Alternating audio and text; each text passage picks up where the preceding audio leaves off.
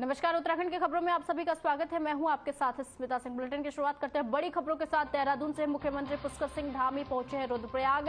गौरीकुंड में हुए भूस्खलन का करेंगे स्थलीय निरीक्षण और राहत बचाव कार्य का भी करेंगे समीक्षा। इस वक्त की बड़ी और अहम जानकारी आपको बता रहे हैं। सीएम का दौरा है आज और गौरीकुंड हादसे को लेकर भी निरीक्षण करने पहुंचे हैं। आपको बता दें कि सीएम पुष्कर सिंह धामी रुद्रप्रयाग पहुंचे हैं। गौरीकुंड में हुए भूस्खलन का करेंगे स्थलीय निरीक्षण और राहत बचाव कार्य का भी करेंगे समीक्षा सीएम धामी।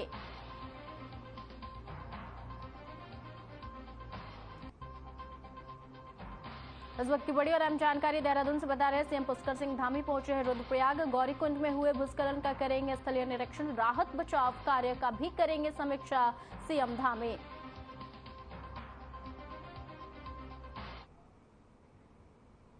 खबर देहरादून से है, जहां शहरी विकास मंत्री डॉक्टर प्रेमचंद अग्रवाल ने विभागीय अधिकारियों के साथ शहरी विकास विभाग की समीक्षा बैठक ली और विधानसभा देहरादून स्थित कार्यालय कक्ष में की गई बैठक और समीक्षा बैठक में मंत्री ने कहा कि स्मार्ट सिटी से संबंधित बहुत से निर्माण कार्य पूरे किए जा चुके हैं, लेकिन अन्य कार्य को भी जल्द से जल्द पूरा किया जाना चाहिए। शहरी विकास मंत्री ने यह भी कहा कि स्मार्ट सिटी के अन्य कार्यों में सड़क निर्माण, ड्रेनेज सिस्टम और सीवरेज के कार्यों पर खास तौर पर ध्यान दिया जाना चाहिए। उन्होंने यह भी कहा कि बरसात की वजह से इन सभी निर्माण कार्यों में व्यवधान उत्पन्न हुआ है और जिसे जल्द से जल्द पूरा कर दिया जाएगा। मंत्री ने यह भी कहा कि अधिकारियों को सख्त निर्देश देते हुए कहा कि स्मार्ट सिटी के निर्माण कार्यों की गुणवत्ता पर विशेष ध्यान दिया जाए और निर्माण कार्यों को 26 जनवरी 2024 तक पूरा कर लिया जाए। उन्होंने यह भी कहा कि स्मार्ट सिटी के निर्माण कार्यों में पहले की अपेक्षा गति आई है, जिससे स्मार्ट सिटी के दायरे में आने वाले कुछ निर्माण कार्यों को पूर्ण कर लिया गया है।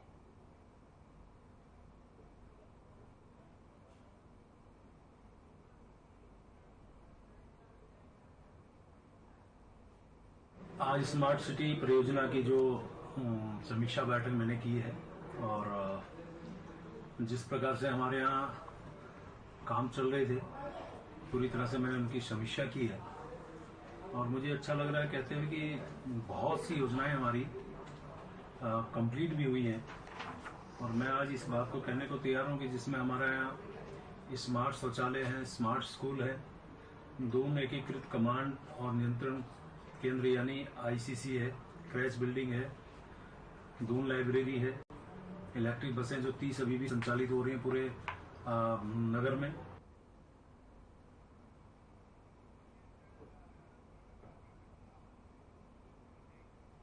मुख्यमंत्री पुष्कर सिंह धामी ने वन विभाग के अधिकारियों को मानव वन्य जीव संघर्ष के तहत मिलने वाली राहत राशि पीड़ितों को 15 दिन के भीतर देने के निर्देश दिए हैं। साथ ही उन्होंने बंदरों और सुअरों से खेती को बचाने के लिए ठोस कार्य योजना बनाने को कहा है। बता दें कि उत्तराखंड राज्य वन्य जीव बोर्ड की 19वीं बैठक सचिवालय देहरादून में हुई। मुख्यमंत्री ने मानव वन्य जीव संघर्ष को कम करने के लिए जरूरी कदम उठाने और वनों के पास गाँव में सोलर लाइट लगाने, जागरूकता अभियान चलाने और पर्याप्त वन कर्मचारियों की नियुक्ति करने के भी निर्देश दिए हैं।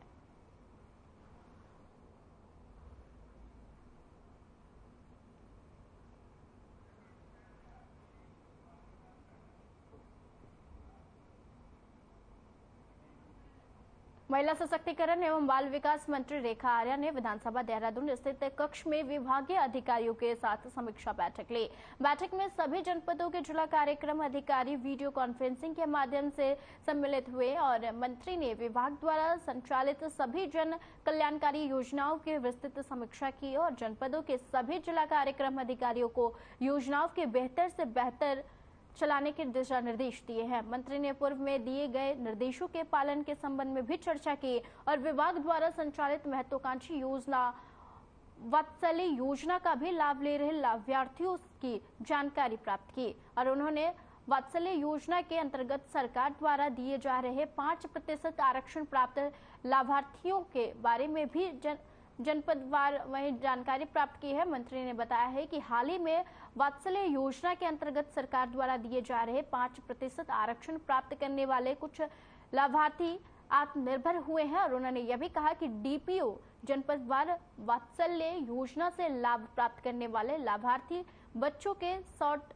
वीडियो बनाए जाने के भी निर्देश दिए गए हैं।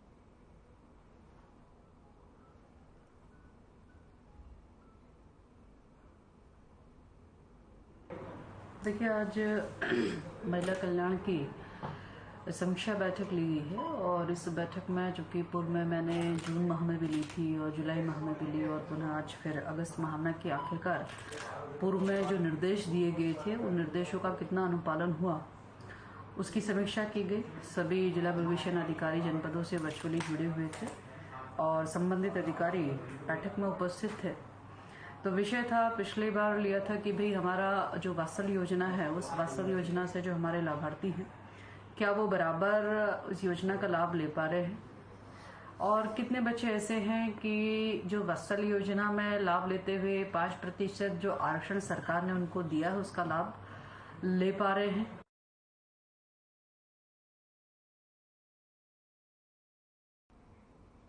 मुख्यमंत्री पुष्कर सिंह धामी के निर्देश पर रक्षाबंधन के अवसर पर आगामी 30 अगस्त को प्रदेश की महिलाओं को प्रदेश के अंदर बसों की किराए में 100% छूट दी जाएगी और इस संबंध में परिवहन सचिव अरविंद सिंह आंटी ने प्रबंध निदेशक उत्तराखंड परिवहन निगम को निर्देश जारी किया है।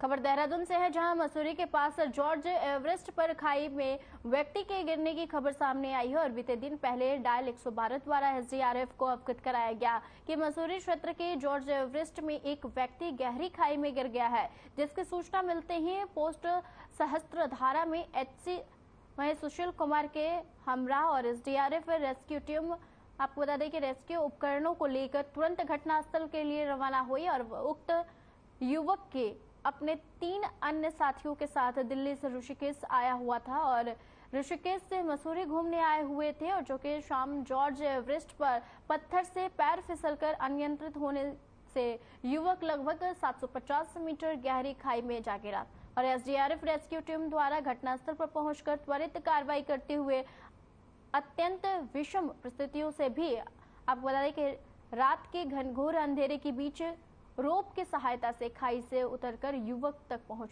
बनाई गई और युवक के मौके पर ही मृत्यु हो गई थी और एसडीआरएफ टीम द्वारा कड़ी मशक्कत करते हुए उक्त युवक के शव को स्ट्रेचर के जरिए से मुख्य मार्ग तक पहुंचाकर आवश्यक कार्रवाई की जा रही है।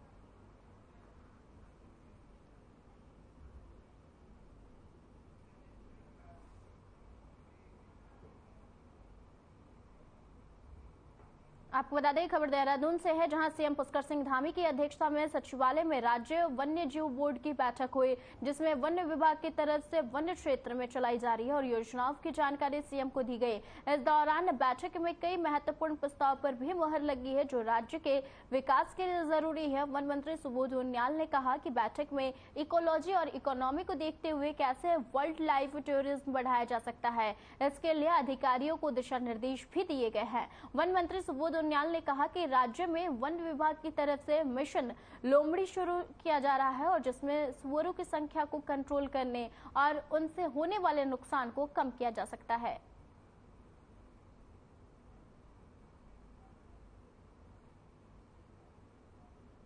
कुल मिलाकर के जो बैठक में एक बात ये बोला था कि इकोलॉजी में कहेंगे इकोनॉमी को भी किस तरह से वन विभाग को ये वाइल्ड लाइफ के माध्यम को कंजर्व भी किया जाए और किस तरह से वाइल्ड लाइफ टूरिज्म के माध्यम से स्थानीय लोगों को रोजगार भी किया जाए। इसके अलावा कुछ महत्वपूर्ण प्रस्ताव भी थे और साथ साथ एक मिशन लोमड़ी जिससे कि सुअरों की संख्या को कम किया जा सके उसको भी प्रारंभ करने का निर्णय लिया गया और साथ ही वन विभाग के द्वारा बहुत महत्वपूर्ण काम जो इस समय बंदरों के स्टरलाइजेशन के लिए किया जा रहा है। 50,000 का लक्ष्य इस वर्ष का रखा गया था। खबर लालकुआं से है, जहां अमृत योजना में लालकुआं रेलवे स्टेशन को शामिल किए जाने के बाद से लगातार रेलवे के अधिकारियों द्वारा स्टेशन का निरीक्षण किया जा रहा है और इसी क्रम में आगामी 6 अगस्त को लालकुआं रेलवे स्टेशन का लगभग 24 करोड़ की लागत से पुरानी इमारत का उद्धार और सौंदर्यीकरण किया जाएगा और जिसका आगामी 6 अगस्त को प्रधानमंत्री नरेंद्र मोदी वीडियो कॉन्फ्रेंसिंग के जरिए शिलान्यास करेंगे। कार्यक्रम को ध्यान में रखते हुए डीआरएम रेखा यादव ने लालकुआं रेलवे स्टेशन का बारीकी से निरीक्षण किया और अधीनस्थों को आवश्यक दिशा निर्देश दिए हैं। उन्होंने जानकारी देते हुए बताया है कि अमृत योजना में शामिल रेलवे स्टेशन लालकुआं में 24 करोड़ की लागत से विभिन्न सुविधाओं का लाभ यात्रियों को दिया जाएगा। उन्होंने ये भी बताया कि भविष्य में यहां वंदे भारत ट्रेन चलाए जाने की भी योजना है। साथ ही रेल भूमि पर अतिक्रमण को लेकर भी न्यायपालिका और विधिक कार्रवाई करते हुए अतिक्रमण हटाया जाएगा। साथ ही नए अतिक्रमण पर भी पूर्णतः रोक लगाए जाने को लेकर रेल विभाग पूर्णतः प्रतिबद्ध है।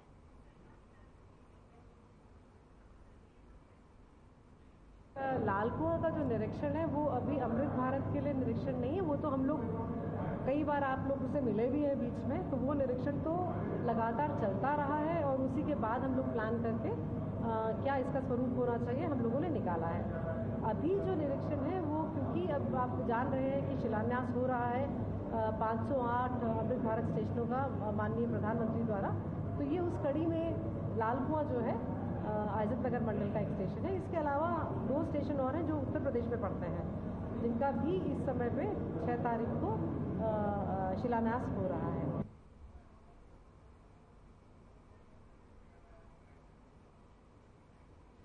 खबर देहरादून से है, जहां लगातार शासन के अधिकारियों और उत्तराखंड के तमाम विभागों के अधिकारियों पर काम न करने और लापरवाही के आरोप लगाते रहे हैं और सिर्फ विपक्ष ही नहीं बल्कि खुद सरकार के मंत्री विधायक भी इस बात की शिकायत कर चुके हैं। अधिकारी काम नहीं कर रहे हैं और बेलगाम है। दरअसल बीते दिनों कोटद्वार का मालन नदी पर बना पुल टूट गया था और जिसके बाद रेतु खंडूरी ने वहीं सचिव को जमकर फटकार लगाई थी, तो वहीं एक बार फिर से उनका एक और वीडियो वायरल हो रहा है जिसमें वह जल संसाधन आपको बता दें कि संस्थान के अधिकारियों को जमकर फटकार लगा रही है। यहाँ पे मेरे पास लोग आए हुए हैं देवरामपुर से, इनका पानी का क्या इशू है भाई? आपका कौन ठेकेदार है जो वाल्व खोलता है और वाल्व बंद करता है? कौन कुकरेती है? आपके दफ्तर में हमारी महिलाएं पहुंच रही हैं, उनके साथ अभद्र व्यवहार आपकी महिला जो गई हैं वो कर रहे हैं। कौन सा तरीका भाई? पानी आप दीजिए ना दीजिए वो बात की बात है, लेकिन अभद्र व्यवहार कैसे हो रहा है? किस तरह से अभद्र व्यवहार किया जाएगा हमारी जनता के साथ? एक तो अभी अपनी यही जो भी जिन्होंने की है मैंने तो लिखित शिकायत कर दूंगी ऊपर तक, फिर सस्पेंड होगी तब फिर रोएगी। कांग्रेस प्रदेश अध्यक्ष करण मेहरा ने प्रदेश सरकार पर कई गंभीर आरोप लगाए हैं। करण मेहरा ने कहा है कि महिलाओं के साथ लगातार अत्याचार हो रहा है। उन्होंने यह भी कहा कि महिलाओं पर अत्याचार 2017 से लेकर 2022 तक लगभग दोगुने हो चुके हैं। वहीं मेहरा ने एक के बाद एक उत्तराखंड में महिलाओं के साथ बलात्कार के मामलों को गिनवाया है। आपको बता दें कि मेहरा ने सरकार पर आरोप लगाते हुए कहा है कि अंकिता भंडारी हत्याकांड में सरकार वीआईपी को बचाने की कोशिश कर रही है। मेहरा ने यह भी कहा कि बीजेपी को छोड़कर अन्य पार्टियों के जनप्रतिनिधियों पर षड्यंत्र के तहत आरोप लगाए जा रहे हैं।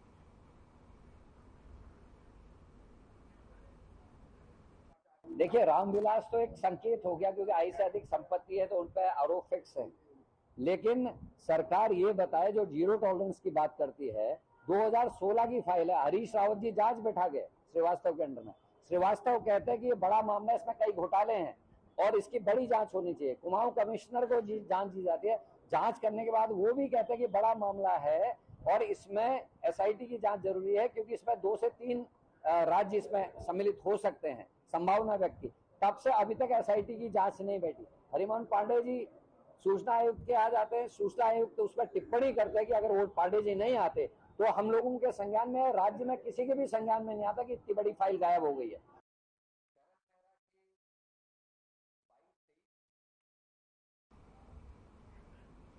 सुप्रीम कोर्ट ने कांग्रेस नेता राहुल गांधी की सजा पर रोक लगा दी है और इस फैसले का कांग्रेसियों ने जोरदार स्वागत किया है। इस दौरान उधम सिंह नगर के दिनेशपुर सुभाष चौक पर कांग्रेसियों ने लोगों को और कार्यकर्ताओं को मिठाई खिलाकर वहीं खुशी जाहिर की है और आपको बता दें कि जमकर आतिशबाजी भी की है। इस अवसर पर वरिष्ठ कांग्रेसी नेता ममता हलदार ने कहा है कि सर्वोच्च न्यायालय द्वारा कांग्रेस के पूर्व अध्यक्ष राहुल गांधी की सजा पर रोक लगाने का लोकतंत्र की जीत है।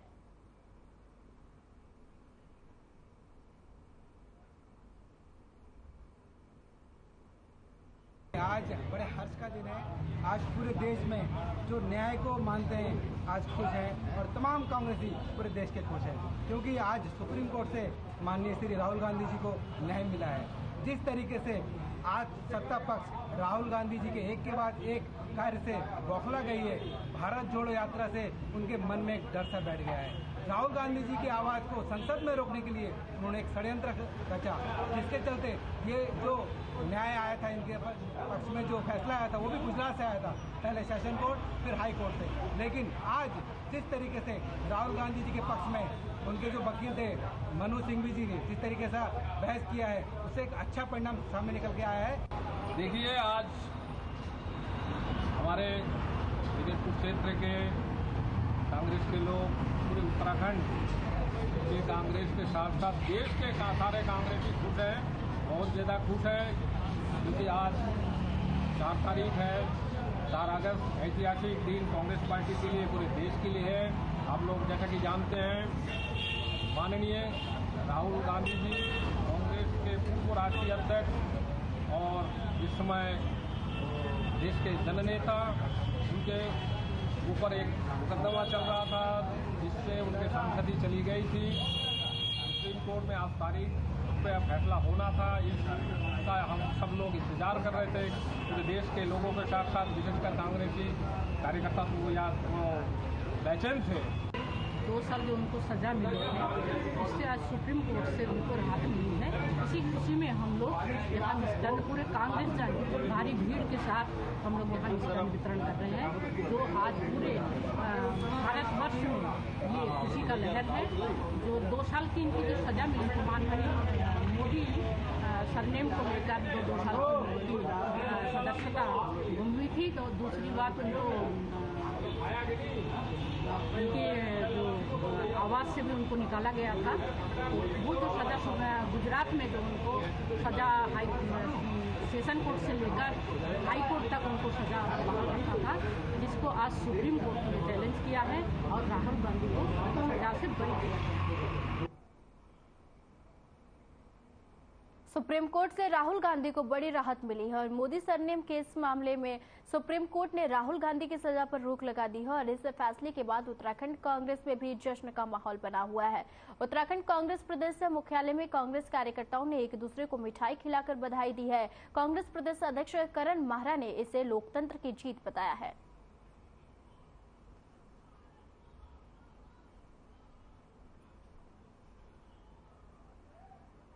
देखिए, उनके आघात का मुझे पता नहीं, लेकिन उनका षड्यंत्र टूटने का दुख उनको जरूर हुआ होगा, क्योंकि आज जुडिशरी ने जो फैसला दिया है, जज साहब ने जो फैसला दिया है, उससे लोकतंत्र पे भरोसा बढ़ा है, संविधान पे भरोसा बढ़ा है और इस देश में जुडिशरी पे एक बार भरोसा फिर से लोगों का बढ़ा होगा आज के दिन।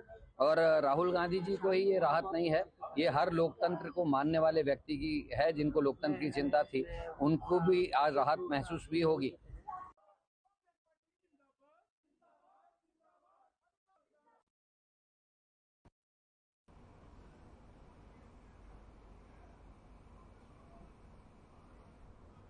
सुप्रीम कोर्ट की तरफ से राहुल गांधी को दी गई राहत पर कांग्रेस में खुशी की लहर दिखाई दे रही है। देहरादून में भी कांग्रेस मुख्यालय में कांग्रेस कार्यकर्ताओं ने जश्न मनाते हुए पटाखे फोड़े और एक दूसरे को मिठाई खिलाकर बधाई और शुभकामनाएं दी है। कांग्रेस प्रदेश अध्यक्ष करण माहरा ने प्रेस वार्ता करते हुए बीजेपी सरकार पर निशाना साधा है और कहा है कि उनकी तरफ से कांग्रेस के बड़े नेताओं को तोड़ने का काम किया जा रहा है। साथ ही आपको बता दें कि राहुल गांधी ने भी आवाज उठाई और उनकी आवाज दबाने की कोशिश की गई है, ऐसा बयान सामने आया है।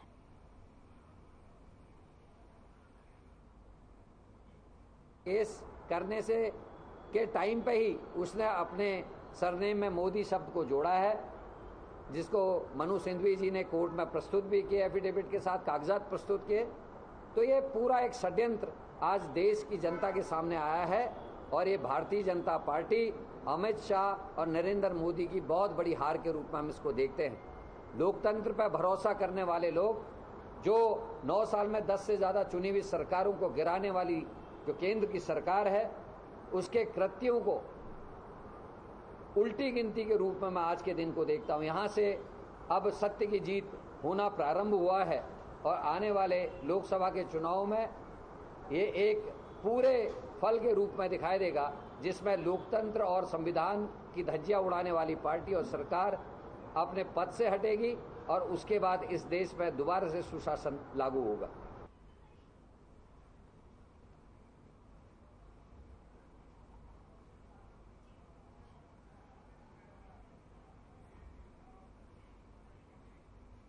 खबर हल्द्वानी से है, जहां कांग्रेस नेता राहुल गांधी को सुप्रीम कोर्ट से बड़ी राहत मिली है। मोदी सरनेम वाले मामले में राहुल गांधी की सजा पर सुप्रीम कोर्ट ने रोक लगा दी है और उसकी संसद, आपको बता दें कि उनके संसद की सदस्यता फिर से बहाल कर दी गई है और जिसके बाद से पूरे देश भर में कांग्रेस के कार्यकर्ताओं में खुशी की लहर है। उत्तराखंड में भी कांग्रेस कार्यकर्ता राहुल गांधी की सदस्यता बहाल होने पर खुशी जाहिर कर रहे हैं और इसी को लेकर हल्द्वानी के स्वराज आश्रम में कांग्रेस कार्यकर्ताओं ने एक दूसरे को मिठाई खिलाकर सुप्रीम कोर्ट के इस फैसले पर खुशी जताई है और राहुल गांधी जिंदाबाद के नारे लगाए हैं। वहीं इस दौरान कांग्रेस विधायक सुमित हृदयेश ने राहुल गांधी के संसद सदस्यता बहाली और उनकी सजा पर सुप्रीम कोर्ट द्वारा लगाए गए स्टे पर कहा है कि लोकतंत्र की जीत है। तो वहीं इस दौरान कांग्रेस प्रदेश प्रवक्ता दीपक ब्ल्यूटिया ने भी कहा है कि पार्टी के पूर्व राष्ट्रीय अध्यक्ष राहुल गांधी की सजा पर सुप्रीम कोर्ट से रोक लगाना असत्य के खिलाफ सत्य की जीत है।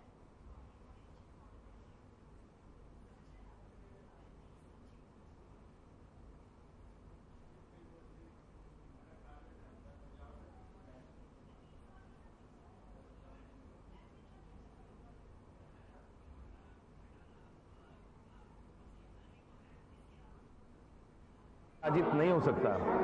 आज जो माननीय सर्वोच्च न्यायालय का फैसला आया है उससे साबित हो गया है कि सत्य की जीत हुई है। जिस तरह से भाजपा की मोदी सरकार द्वारा लोकतंत्र की हत्या करने का काम किया गया, सदन में जो आवाज बन रहे थे जनता की राहुल गांधी, उस आवाज को दबाने का काम किया, तो आज इस फैसले के बाद सदन पर राहुल गांधी जी फिर एक आवाज जनता की बनके उभरेंगे और सरकार को चाहिए कि वो मणिपुर में कुछ अपने बयान दे और राहुल गांधी जी जितनी भी जो नीतियां हैं, जो सरकार की गलत नीतियां हैं, उसके खिलाफ जो है संसद में बुलंद करेंगे आवाज। देश में खुशी का माहौल है क्योंकि लोकतांत्रिक व्यवस्थाओं को संरक्षण देने का कार्य सुप्रीम कोर्ट ने करा है और चुप्पी एक साधे हुई भारतीय जनता पार्टी की सरकार सोई हुई है। उसके विरुद्ध अगर कोई आवाज उठाने वाला एक जन नायक और हमारा नेता है राहुल गांधी, जैसी उनकी आवाज में तीव्रता आई, उनके कदमों में तेजी आई, तो आनंद फानन में उनकी सदस्यता हटा दी गई और सुप्रीम कोर्ट ने जो स्टे दिया है उससे उनकी सदस्यता भी बहाल होने लाजमी हो गई है और वो चुनाव भी लड़ेंगे। वायनाड की महान जनता हो या देश की महान जनता हो, दोनों में हर्ष की खुशी है कि लोकतंत्र के जो रखवाले हैं राहुल गांधी जी, उनकी सदस्यता। उत्तराखंड के बुलेटिन में फिलहाल के लिए इतना ही। मुझे दीजिए इजाजत। नमस्कार।